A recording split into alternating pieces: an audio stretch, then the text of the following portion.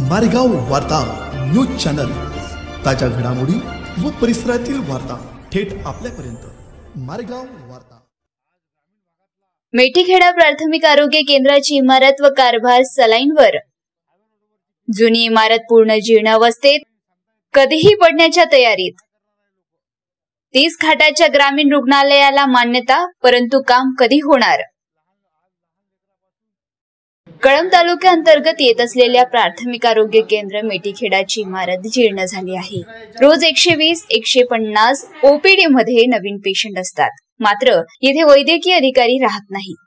कुटुंब नियोजन शस्त्रक्रिया येथे खूप मोठ्या प्रमाणात केली जाते, परंतु पेशंटला बेड व्यवस्थित मिळत नाही। संपूर्ण दवाखान्यात पाणी गळत राहते। जुन्या इमारतीमधील वरचा भाग पडलेल्या अवस्थेत आहे। डिलिव्हरी पेशंटच्या बेडवर पाणी सतत गळत राहत असून जनतेतून प्रशासनाच्या कामाबद्दल प्रश्न निर्माण झाले आहे। 2 वर्षा अगोदर धूमधडाक्यात ग्रामीण रुग्णालयासाठी मान्यता देण्यात आली।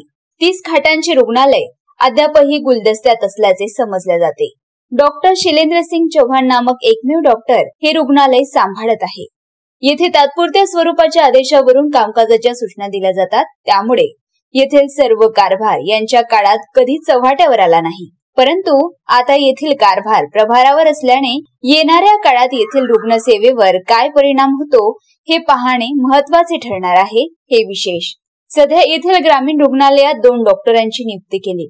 डॉक्टर शिलेंद्रसिंग चौहान तात्पुरत्या स्वरूपाच्या आदेशावर असून रुग्णालय प्रशासनाचे रुग्ण कल्याण निधीमधून औषधी उपलब्ध करून देणे गरजेचे आहे। येथे औषध निर्माण अधिकारी पद रिक्त आहे।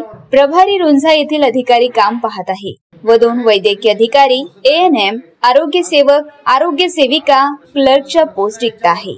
दवाखान्यात जाण्यासाठी डांबरीकरण रस्ता नाही, त्यामुळे नवीन मंजूर झालेल्या 30 खाटांच्या ग्रामीण रुग्णालयाचे तातडीने काम चालू करण्याचे जनतेतून सूर उमटत आहे।